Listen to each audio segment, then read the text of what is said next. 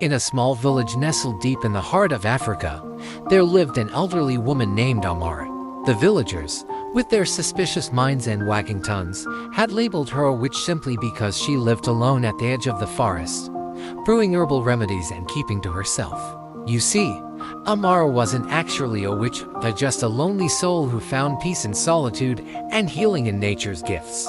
The whispers and pointed fingers hurt her deeply, but she endured them with quiet dignity, continuing to tend to her garden and help those few brave souls who would secretly seek her remedies in the day.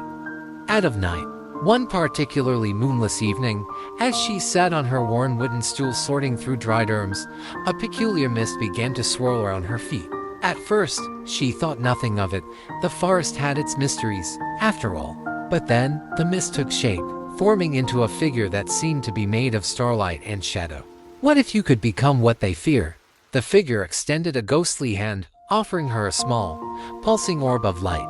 Take this gift, it whispered, and you shall have the power they falsely accused you of possessing. Amara hesitated, her weathered hands trembling above the orb. Years of unjust accusations and loneliness flashed through her mind. But then she smiled a wise, knowing smile and asked, "And what would I do with such power?" The figure seemed to lean closer, intrigued by her question. "Whatever you wish," it replied. Amara's smile grew wider as she gently pushed the offered power away. "Then I choose to remain as I am," she said firmly. "For if they learn nothing from their cruelty, what lesson would they learn from my revenge?" The figure stood silent for a moment, then began to glow brighter.